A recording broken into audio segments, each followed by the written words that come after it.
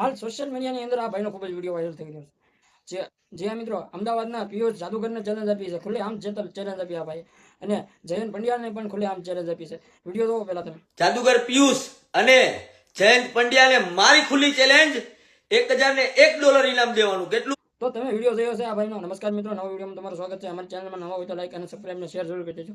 તમે વિડીયો જોવો છો પણ લાઈક અને સબસ્ક્રાઇબ નથી કરતા, જલ્દી સબસ્ક્રાઇબ કરી દો. આવા નવા વિડીયો તમારી સમક્ષ પહેલા આવી જાય. તો મિત્રો આ ભાઈ એવું કહી રહ્યા છે, $1001 હું આપવામાં તૈયાર છું. જે તમે ધર્મને બદનામ કરો છો અને આ જે અન્ય ધર્મને તમે બદનામ કરો છો, એ માટે તમે હવે આને પકડાવો. એ માટે આ ભાઈએ ખુલ્લે આમ એવું કીધું, તમને પણ હું $1001 આપવામાં તૈયાર છું. હવે તમને બધા લોકોને ખબર છે કે પિયુષ જાદુગરે પણ ખુલ્લે આમ ધીરેન્દ્ર શાસ્ત્રી, એમાં એમ કહેવાય કે બાબા બાગેશ્વરને ખુલ્લે આમ ચેલેન્જ આપી હતી $101 આપવાની. એને એમ ખુલ્લે આમ એવું કીધું હતું, પોસ્ટરમાં લખ્યું હતું. હાલે એમની સોશિયલ મીડિયાની ઇન્સ્ટાગ્રામમાં એક પોસ્ટર વાળી થઈ હતી, ધીરેન્દ્ર શાસ્ત્રીને ઉનો સરિયો પકડી લઈ તો હું એમને $101 આપવામાં તૈયાર છું. એ પછી જયંત પંડ્યાએ પણ ખુલ્લે આમ એમને ચેલેન્જ આપી હતી, ચેતવણી આપી હતી.